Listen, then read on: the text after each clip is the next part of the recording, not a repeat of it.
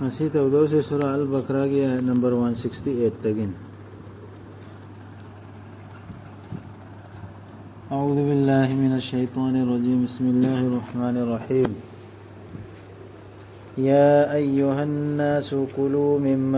مما في الأرض حلالا طيبا ولا تتبعوا خطوات الشيطان إنه لكم عدو مبين إنما يأمركم بالسوء والفحشاء وأن تقولوا على الله ما لا تعلمون O miyoiba chau bithribida leiriba sing adudagi ayaba singdu amasung afaba singdu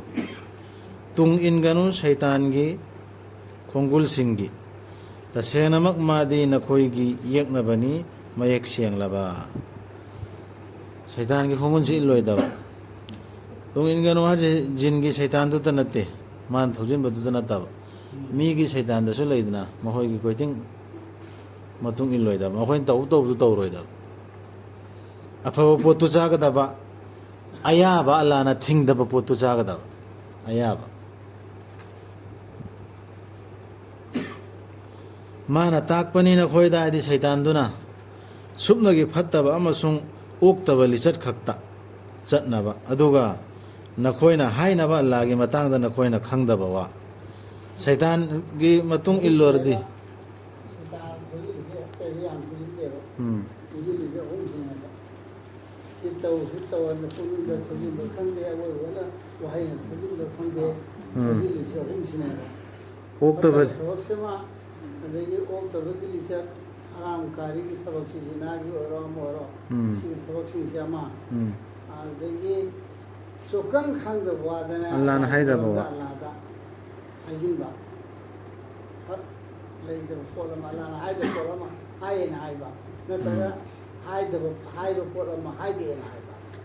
mathakta pankirba chaba yabagi se ase matangdani yam hainari si chaba yai yade si makru ni si haram ni suma laitana pangang budu kayakda khamda bidane pangang tana si shaitan bujila ngangalli 사도 큰 모양 가지고 이들은 자 해이래. afong ba shaitan na ni si tawrisi akhambada ngamdu dingameda bida ngamda Allah Ta'ala padra sumri nadani sayang achumbadi Allah na heriba ayat achumba sing sing angadami haido kadami Allah na heriba ayat sing si isa su khanam hona kadami ado mingon su haido kadami pade afabani dana achumbani dana adu sida direct si ayat si khudakta lai si mathakta chaba thakpa pan khama tungda asiga su dum mari lein hanba yai haiduna in hasi maru aina mari leina ya bagarigino da sira nakhoina haidi man thaujili si eikoina hainaba Allah gi matangda eikoina kayum khangdaba potu si chaba yaribra yadabra Allah na thingbra thingdabra esu khangdaba adudagi siksina afaba polana dra phata posu kayum ta khangdab Allah na thingiba haram singduji raita iredna adu potu kayum khangdabda oi adu chahide haram ni sina jabi ai krana pangai hai adu potu to roidami yada putu siya yada potu si ai kalema hayo nakalani makta aduga makhoida haiba matamda Allah na thada birak libadugi tung illu hojagi afong shaitan duda haiba kanda ne makhoina haiba natte aikhoidi aikhoigi ipa singna tawramba aikhoina thengna hoba adugi tung ingani de shaitan si kana oire mosi sai sana dum khantho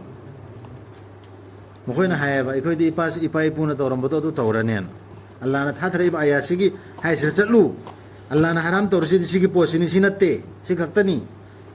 innama hayauri sumnagi si khaktani Allah na halal haram moheli si die atai dinang chaning dra chau chaning atu nang na nang tarate hajing anu haip kan na yaro ipai puna handai chana dalla ami si chana dalla ami nang na kari khangdana no ana yar oe hujigi apong shaitan si aikhoidi aikhoigi ipa singna tawramba aikhoina thengna hoba adugi tungin gani si loina mak sukre makhoigi mapa singna karinta khangkhidaba natraga lamjing phangkhidaba oidu lamjing phangkhidaba oiduna su Allah na hare ꯃꯈꯣꯏ ꯃꯄꯥ ꯃꯄꯨ ꯅꯠꯇ꯭ꯔ ꯑꯩꯈꯣꯏ ꯏꯄꯥ ꯏꯄꯨꯁꯦ ꯀꯔꯤꯝꯇ ꯈꯪꯈꯤꯗꯕ ꯑꯆꯨꯝꯕ ꯂꯝꯖꯤꯡꯁꯨ ꯐꯪꯈꯤꯗꯕ ꯑꯣꯏꯔꯁꯨ ꯑꯗꯨꯝ ꯏꯜꯂꯗ꯭ꯔꯦꯕꯅꯣ ꯑꯗꯣ ꯂꯝꯖꯤꯡ ꯑꯁꯤꯗꯤ ꯑꯜꯂꯥꯍꯅ ꯄꯤꯒꯗꯕꯅꯤ ꯏꯄꯥ ꯏꯄꯨꯅ ꯄꯤꯒꯗꯕ ꯅꯠꯇꯦ ꯑꯆꯨꯝꯕ ꯂꯝꯖꯤꯡ ꯑꯁꯦ ꯑꯜꯂꯥꯍꯅ ꯄꯤꯅꯕ ꯅꯕꯤꯗ ꯁꯤꯟꯅꯔꯝꯃꯦ ꯀꯌꯥꯃꯠ ꯐꯥꯎꯒꯤ ꯃꯤꯔꯣꯟ ꯄꯣꯛꯀꯗꯧꯔꯤꯁꯦ ꯏꯄꯥ ꯏꯄꯨ ꯍꯧꯈ꯭ꯔꯤꯕꯗꯨꯅ ꯐꯪꯍꯟꯕ ꯉꯝꯗꯦ ꯑꯜꯂꯥꯍꯅ ꯐꯪꯍꯜꯂꯛꯀꯗꯕꯅꯤ ꯑꯜꯂꯥꯍꯅ ꯔꯁꯨꯜꯗ ꯁꯤꯟꯅꯔꯝꯃꯤ ꯄꯣꯠꯇꯨ ꯄꯥꯏꯔꯀꯥꯟꯗ ꯑꯗꯨ ꯄꯥꯏꯗꯅꯗꯤ ꯑꯩꯈꯣꯏꯒꯤ ꯏꯄꯥ ꯏꯄꯨꯗꯨ ꯂꯥꯛ ꯑꯃ ꯏꯅꯥꯛ ꯈꯨꯜꯂꯁꯨ ꯂꯥꯛ ꯑꯃ ꯃꯈꯣꯏꯕꯨ ꯏꯖꯠ ꯇꯧꯒꯅꯨ ꯍꯥꯏꯕ ꯅꯠꯇꯕ ꯑꯗꯨꯗꯤ ꯑꯜꯂꯥꯍꯅ ꯑꯇꯣꯞꯄ ꯑꯌꯥꯠꯇ ꯌꯥꯎꯔꯦꯗꯅ ꯅꯃꯥ ꯅꯄꯥꯗꯨ ꯑꯦꯅꯤ ꯑꯣꯏꯅꯤꯡꯕ ꯑꯣꯏꯁꯅꯨ ꯃꯈꯣꯏꯒꯤ ꯏꯖꯠ ꯇꯧ ꯃꯈꯣꯏꯕꯨ ꯂꯨꯅ ꯇꯧ ꯍꯥꯏꯔꯤꯁꯤ ꯃꯥꯅ ꯁꯥꯎꯒꯗꯕ ꯋꯥ ꯍꯥꯏꯔꯛꯑꯁꯨ ꯑꯩꯅ ꯎꯞꯐꯧ ꯍꯥꯏꯒꯅꯨ ꯍꯥꯏꯌꯦꯕ ꯑꯩ ꯁꯨꯃꯥꯏꯅ ꯐꯥꯎ ꯍꯥꯏꯒꯅꯨ ꯁꯥꯎꯒꯗꯕ ꯋꯥ ꯍꯥꯏꯔꯛꯑꯁꯨ ꯀꯥꯐꯤꯔ ꯑꯣꯏꯔꯁꯨ ꯑꯗꯣꯝꯗꯤ ꯇꯣꯉꯥꯟꯕ ꯍꯛ ꯑꯃ ꯂꯩꯔꯦ ꯑꯗꯨ ꯅꯠꯇꯕ ꯂꯝꯖꯤꯡ ꯑꯁꯤꯗꯤ ꯏꯄꯥ ꯏꯄꯨ ꯆꯨꯝꯅ ꯆꯠꯈꯤꯒꯦꯔꯥ ꯂꯥꯟꯅ ꯆꯠꯈꯤꯒꯦꯔꯥ ꯃꯥꯅ ꯄꯤꯕ ꯉꯝꯗꯦꯕ ꯑꯜꯂꯥꯍꯅ ꯄꯤꯒꯗꯕ ꯃꯥꯅ ꯂꯝꯕꯤ ꯇꯥꯛꯄꯤꯔꯝꯕ ꯑꯐꯕ ꯑꯣꯏꯔꯗꯤ ꯂꯝꯕꯤ ꯇꯥꯛꯄꯤꯔꯝꯃꯦꯗꯅ ꯁꯤꯅꯤ ꯑꯜꯂꯥꯍꯒꯤ ꯂꯥꯏꯔꯤꯛ ꯁꯦꯟ ꯁꯤꯟꯅꯔꯝꯃꯦ ꯇꯥꯛꯄꯤꯔꯝꯃꯦ ꯑꯗꯨꯗꯤ ꯑꯐꯕ ꯑꯣꯏꯔꯦ ꯑꯗꯨꯒ ꯊꯥꯖꯗꯕꯁꯤꯡꯗꯨꯒꯤ ꯈꯨꯗꯝꯗꯤ ꯃꯥꯟꯅꯕꯅꯤ ꯑꯗꯨꯒꯨꯝꯕ ꯃꯤꯗꯨꯒ ꯃꯥꯅ ꯂꯥꯎꯔꯤꯕ ꯈꯣꯡꯕ ꯂꯥꯎꯕ ꯅꯠꯇꯅ ꯀꯔꯤ ꯑꯃꯠꯇ ꯇꯥꯗ꯭ꯔꯕ ꯁꯥ ꯁꯟꯁꯤꯡꯗ ꯃꯅꯥ ꯄꯪꯂꯕꯅꯤ ꯃꯔꯣꯟ ꯊꯣꯛꯇ꯭ꯔꯕꯅꯤ ꯃꯃꯤꯠ ꯇꯥꯡꯂꯕꯅꯤ ꯑꯗꯨꯅ ꯃꯈꯣꯏ ꯈꯪꯗ꯭ꯔꯕꯅꯤ ꯍꯧꯖꯤꯛꯀꯤ ꯊꯥꯖꯗꯕꯁꯤꯡꯗꯨ ꯑꯌꯥꯠꯁꯤ ꯊꯥꯖꯗꯕ ꯁꯤꯡꯁꯦ ꯑꯜꯂꯥꯍꯒꯤ ꯑꯌꯥꯠꯁꯤ ꯍꯧꯖꯤꯛ ꯃꯈꯣꯏꯗ ꯍꯥꯏꯔꯦ ꯁꯤꯅꯤ ꯍꯔꯥꯝꯅ ꯁꯤꯅꯤ ꯍꯂꯥꯜꯅ ꯁꯤꯅꯤ ꯑꯜꯂꯥꯍꯅ ꯊꯤꯡꯉꯤꯕꯅ ꯁꯤꯅꯤ ꯑꯜꯂꯥꯍꯅ ꯍꯥꯏꯔꯤꯕꯅ ꯁꯤꯅꯤ ꯑꯜꯂꯥꯍꯅ ꯁꯤ ꯋꯥꯁꯤꯗꯤ ꯍꯥꯏꯗꯦ ꯑꯜꯂꯥꯍꯅ ꯁꯤꯗꯤ ꯐꯔꯁ ꯇꯧꯗꯦ ꯑꯜꯂꯥꯍꯅ ꯁꯤꯗꯤ ꯁꯨꯅꯠ ꯑꯣꯏꯍꯟꯗꯦ ꯍꯥꯏꯕ ꯀꯥꯟꯗ ꯀꯔꯤꯝꯇ ꯇꯥꯗꯕ ꯀꯔꯤꯝꯇ ꯊꯥꯖꯗꯕ ꯃꯤꯗꯨ ꯑꯗꯨꯒꯤ ꯃꯤꯗꯨꯗꯤ ꯃꯅꯥ ꯄꯪꯉꯦ ꯃꯃꯤꯠ ꯇꯥꯡꯉꯦꯕ ꯀꯔꯤꯝꯇ ꯈꯪꯗ꯭ꯔꯕꯅꯦ ꯑꯣ ꯊꯥꯖꯕꯁꯤꯡ ꯆꯥꯎ ꯑꯐꯕꯗꯨ ꯆꯥꯕꯒ ꯌꯥꯝ ꯃꯔꯤ ꯂꯩꯅ ꯑꯃꯨꯛꯀ ꯍꯜꯂꯛꯏꯁꯤ ꯆꯥꯎ ꯑꯐꯕ ꯄꯣꯠꯁꯤꯡꯗꯨ ꯑꯜꯂꯥꯍꯅ ꯅꯈꯣꯏꯗ ꯄꯤꯕꯤꯕꯗꯨꯗꯒꯤ ꯑꯗꯨꯒ ꯑꯐꯕ ꯍꯥꯏꯗꯤ ꯑꯁꯦꯡꯕꯗꯨ ꯑꯁꯦꯡꯕ ꯄꯣꯠ ꯑꯐꯕ ꯄꯣꯠꯇꯨ ꯇꯩꯌꯦꯕ ꯀꯜꯃꯥ ꯇꯩꯌꯦꯕ ꯑꯁꯦꯡꯕ ꯀꯜꯃꯥ ꯍꯥꯏꯗꯅ ꯑꯗꯨꯗꯤ ꯇꯩꯌꯦꯕ ꯑꯁꯦꯡꯕ ꯄꯣꯠ ꯁꯧꯒ꯭ꯔꯤ ꯆꯥꯕꯁꯤꯕꯨ ꯀꯨꯔꯥꯟꯗ ꯌꯥꯎꯕ꯭ꯔꯣ ꯍꯗꯤꯁꯇ ꯌꯥꯎꯕ꯭ꯔꯣ ꯍꯥꯏꯅ ꯍꯪꯉꯤꯗꯅ ꯑꯄꯪꯕ ꯃꯈꯣꯏꯅ ꯑꯗꯨ ꯁꯤꯗ ꯌꯥꯎꯔꯤꯑꯕ ꯑꯐꯕ ꯄꯣꯠ ꯆꯥꯎ ꯍꯥꯏꯔꯤꯁꯤ ꯑꯐꯕ ꯄꯣꯠ ꯍꯥꯟꯅ ꯏꯄꯥ ꯏꯄꯨꯗꯩ ꯆꯥꯔꯝꯃꯕ ꯍꯛꯆꯥꯡ ꯁꯣꯛꯇ꯭ꯔꯕ ꯍꯛꯆꯥꯡ ꯀꯥꯅ ꯌꯥꯡꯉꯦꯅ ꯆꯥꯔꯕ ꯄꯣꯠꯇꯨ ꯑꯐꯕꯗꯨ ꯁꯤꯗ ꯂꯣꯏ ꯌꯥꯎꯔꯝꯃꯤ ꯑꯣ ꯊꯥꯖꯕꯁꯤꯡ ꯆꯥꯎ ꯑꯐꯕ ꯄꯣꯠꯁꯤꯡꯗꯨ ꯅꯁꯥ ꯄꯥꯝ ꯄꯣꯠꯇꯨ ꯑꯐꯕ ꯄꯣꯠ ꯅꯠꯇ꯭ꯔꯦꯕ ꯑꯩꯈꯣꯏꯅ ꯅꯈꯣꯏꯗ ꯄꯤꯕꯤꯕꯗꯨꯗꯒꯤ ꯑꯗꯨꯒ ꯇꯧꯕꯤꯃꯜ ꯈꯪꯕ ꯎꯠꯂꯨ ꯑꯜꯂꯥꯍꯗ ꯅꯈꯣꯏꯅ ꯑꯣꯏꯔꯕꯗꯤ ꯃꯥ ꯈꯛꯇꯕꯨ ꯂꯥꯠꯆꯕꯁꯤꯡ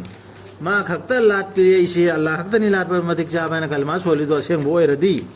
मागे तौबीमल उल्लो अदरे मान हाइबे इल्लो मान हराम नि हाइबदो हराम हलाल नि हाइबदो हलाल अदरे मान सिगी सि तौगदमी कंपलसरी नि हाइबदो कंपलसरी फरज न तबद्रो इखोय न फरज ओहन वाजिब ओहन यामते मान चागनु हाइना थिंगबनी नखोयदा सुपनगी तु सिदा इन्नमा हाइरबा वही यावरे इन्नमा हर्रमा अलैकुमुल मैतता वद्दमा हरसी इन्नमा हरसी सुपनगी सि खक्ता ना थोएबा अर्थ मणिपुरीदा सुपनगी सिखक्ता माना चागनु हाइना थिंगबदि नखोयदा सुपनगी असीब सागी सदोंग ई ओकी सदोंग अमसुंग अल्लाह नतबा अतोपदा कत्लुरबा पोसिंग तबु अदुबु कनागुंबबु सिदा अमका सिदा सु अल्लाह नायमु अदुबु कनागुंबबु मदु नमदुना तौहल्लबा चाहल्लबा मसाना पामजरुबा नतना नत्रगा दरकार ओइबदुदगी ngमखै लांथोकलुबा नतना हाइदि माना सिबदगी हल्लनी हाइबदगी नत्रगा मबुक लांबदगी सिगदौरेना चारुबा खतम दरकार ओइबदु ख हेंजिन पामना चारुब नतबा थवाई कन्नबगी नतना अदु ओइरबदी पाप नते मंगोंदा तसेंगनमक अल्लाहदी कोपी हाइबनी कनबी हाइबनी सिदा अखोय बुदि सिरसु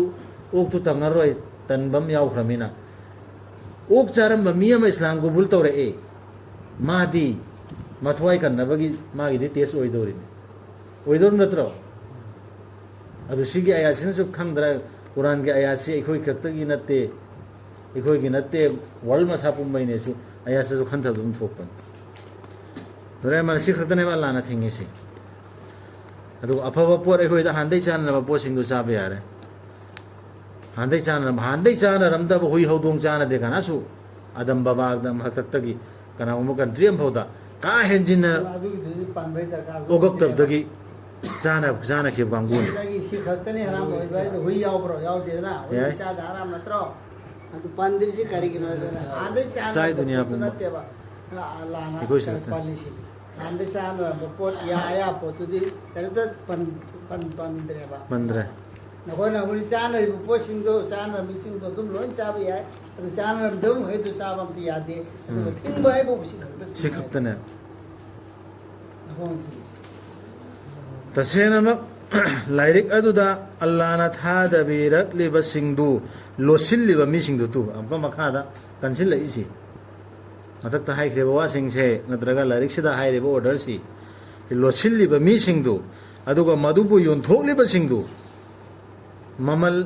ꯈꯖꯤꯛ ꯈꯛꯇꯗ ꯌꯣꯟꯊꯣꯛꯇ꯭ꯔꯣ ꯍꯤ ꯃꯀ꯭ꯔꯨꯁꯤ ꯁꯨꯟꯅꯠꯁꯤ ꯋꯥꯖꯤꯕ ꯑꯜꯂꯥꯍꯅ ꯑꯜꯂꯥꯍꯒꯤ ꯃꯁꯂꯥꯗꯣ ꯃꯁꯂꯥ ꯑꯍꯀꯥꯝꯗꯨ ꯑꯣꯟꯊꯣꯛ ꯈꯪꯍꯟꯗꯅ ꯂꯣꯠꯁꯤꯟꯗꯅ ꯊꯝꯃꯤꯕ ꯁꯤꯅ ꯂꯣꯠꯁꯤꯜꯂꯒ ꯃꯈꯣꯏꯅ ꯃꯌꯥꯝꯅ ꯀꯔꯕꯥꯔꯗꯨ ꯌꯣꯟꯊꯣꯛꯄ ꯍꯥꯏꯁꯦ. ꯑꯗꯨꯅꯤ ꯑꯗꯨ ꯗꯨꯅꯤꯌꯥ ꯃꯗꯨꯕꯨ ꯈꯛ ꯌꯣꯟꯊꯣꯛꯂꯤꯕꯁꯤꯡꯗꯨ ꯃꯇꯝ ꯈꯔ ꯗꯨꯅꯤꯌꯥꯒꯤ ꯃꯥꯒꯤ ꯂꯤꯗꯔ ꯑꯣꯏꯅꯕ ꯃꯃꯜ ꯈꯖꯤꯛꯇꯗ ꯃꯥꯒꯤ ꯏꯖꯠꯀꯤ ꯑꯣꯏꯔꯣ ꯃꯥꯒꯤ ꯏꯖꯠꯀꯤ ꯑꯣꯏꯔꯣ ꯗꯨꯅꯤꯌꯥꯒꯤ ꯑꯣꯏꯔꯣ ꯑꯦꯅꯤ ꯂꯣꯏ ꯄꯨꯟꯈ꯭ꯔꯦ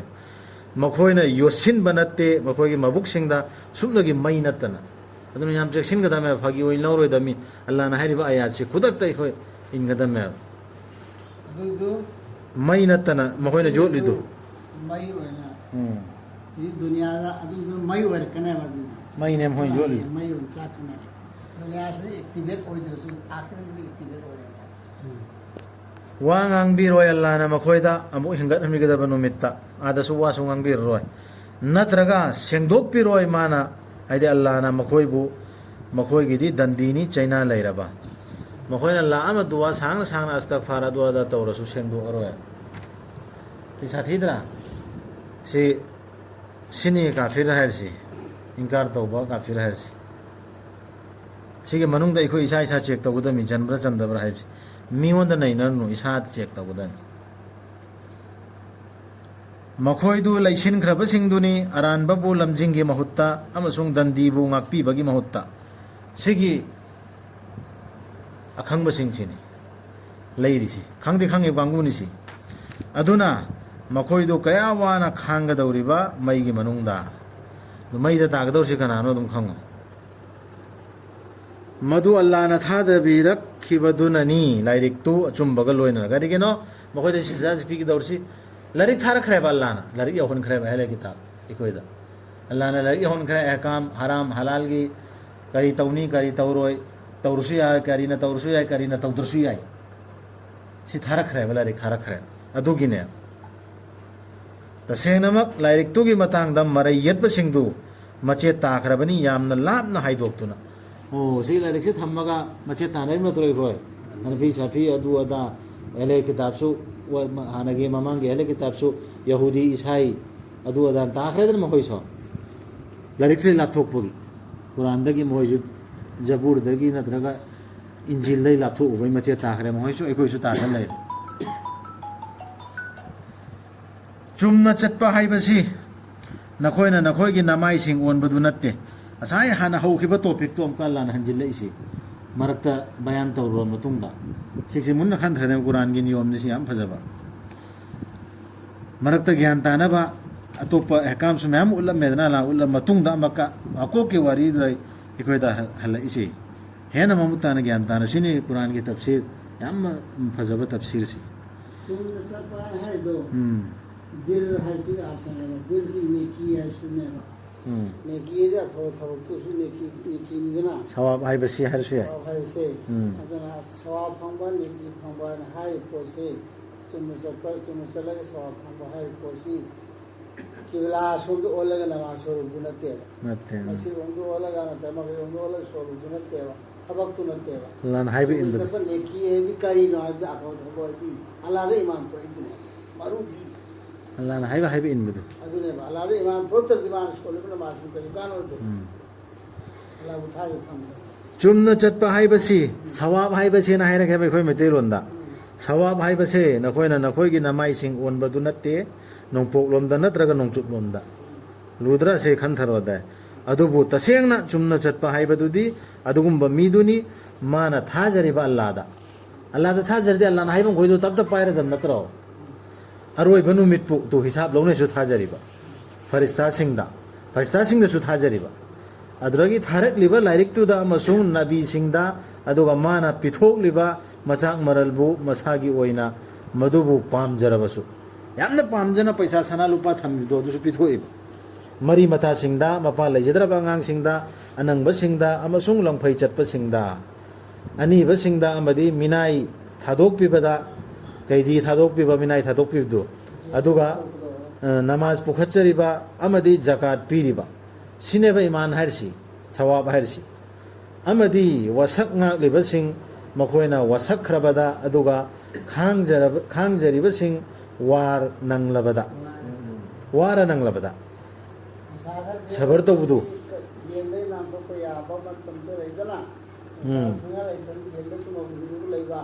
ꯑꯗꯨꯒꯤ ꯃꯤꯁꯤꯡꯗꯨꯁꯨ ꯌꯥꯏ ꯑꯗꯨꯁꯨ ꯌꯥꯏ ꯑꯗꯨ ꯃꯤꯒꯤ ꯄꯩꯁꯥ ꯊꯤꯔꯒ ꯃꯥꯅ ꯃꯌꯥꯝ ꯑꯃ ꯆꯟꯈ꯭ꯔꯦ ꯃꯤꯒꯤ ꯁꯦꯟꯗꯣꯟ ꯂꯟꯗꯣꯟ ꯋꯥꯡꯅ ꯇꯣꯡꯁꯤꯜꯂꯕ ꯃꯤ ꯗꯁꯥ ꯇꯥꯔꯕ ꯑꯗꯨꯁꯨ ꯂꯣꯏ ꯆꯜꯂꯤ ꯋꯥꯔ ꯅꯪꯂꯕꯗ ꯑꯃꯁꯨꯡ ꯈꯨꯗꯣꯡꯆꯥꯗꯕ ꯊꯦꯡꯅꯔꯕ ꯑꯃꯁꯨꯡ ꯂꯥꯟꯒꯤ ꯃꯇꯝꯗ ꯃꯈꯣꯏꯗꯨꯅꯤ ꯆꯨꯝꯂꯕꯁꯤꯡ ꯍꯥꯏꯕꯗꯨ ꯑꯃꯁꯨꯡ ꯃꯈꯣꯏꯗꯨꯅꯤ ꯆꯨꯝꯅ ꯆꯠꯆꯕꯁꯤꯡ ꯍꯥꯏꯕꯗꯨ ꯁꯤꯒꯤꯁꯤꯡꯁꯤꯅꯦꯕ ꯃꯨꯠꯇꯀꯤ ꯍꯥꯏꯔꯤꯁꯤ ꯇꯛꯋꯥ ꯂꯩꯕ ꯃꯤ ꯍꯥꯏꯔꯤꯁꯤ ꯑꯣ ꯊꯥꯖꯕꯁꯤꯡ ꯄꯥꯡꯒꯟꯁꯤꯡ ꯑꯩꯈꯣꯏ ꯂꯣꯟꯗꯅꯤꯀꯣ ꯍꯥꯏꯗꯤ ꯒ꯭ꯌꯥꯟ ꯇꯥꯅꯕ ꯂꯦꯞꯄꯤꯔꯕꯅꯤ ꯅꯈꯣꯏꯒꯤꯗꯃꯛ ꯀꯤꯁꯥꯁꯀꯤ ꯅꯤꯌꯝ ꯃꯤ ꯍꯥꯠꯄꯒꯤ matangda laman khumba oina hatpa yai to sira ehkam amko takpa hore Allah na hukum order Allah gi order haibe innabagi indardi yadre laman khumba oina hatpa yai ningtamba ama minai ama nupi ama adubu sikhraba adugi machin manauna mangonda mihat paduda laman khumbadu thadok pirabadi makha chathagadabani chatnabagi matung inna mangonda sikhrabadugi machin manauda igi mamal piduna phajaba mongda aikoda chatnabi am leidra mayamna leppa ꯃꯤꯇꯤ ꯁꯦꯝꯃꯒ ꯄꯩꯁꯥ ꯇꯥꯟꯅꯕꯗꯨ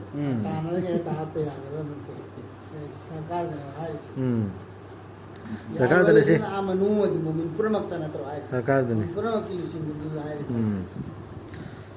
अदुबु कनागुंबना कनाइनो अदमोंदा मसी कोमथोकपिबा अमनी अमसुंग मिनुंगसी अमनी नखोइगी रप्तगी सिगे हकाम से सिगे हुकुम से कोमथोकपिबा अमसुनी मिनुंगसी अमसुने याम मरुइबा जे कोना फगी ओइन लौनरि मी सिंगसिना फगी ओइन नते सिगिसिना कानाबा पुरकनाबा कोइ society से laman kumbagi si Allah ta iba niyom si siksin adubu kanagumbana madugi matung da ngamkhai lanthok labadi si tawdraba si order si tawdraba ngamkhai lanthok aba sina da atopam na corruption da tawraba ade ngamkhai lanthok war se paisa slo khorba adu amkhai laman kumna song khonara ma gida magdan dini china lairaba अदो इदि सजा fungi होइदन नखोइगिदमक मानब मोंगदा लमन खुंबगी नियमदा पुंसी कनबा यावबनी ओ बुद्धि लैबसिंग अखोइदि अमा सिखिजा अमा हातो सि हातो N खाली गुप्त फार मखन हारि दा मुस्लिम दा अमा हातो एना अदु हातो पुदन कयाम हिंगदो मी मैम हिंगनगदोरि अदु नतरदि अदु कानून थमदरदि मिसी मिना तोन प्रोग्राम से बुद्धि लैबसिंग पुंसीनी है से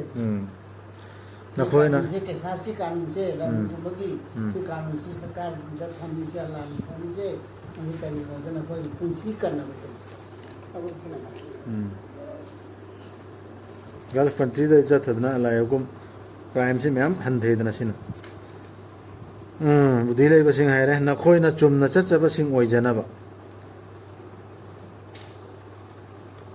यार ऐसे बहुत और से सदक़ल्लाहु अलैहि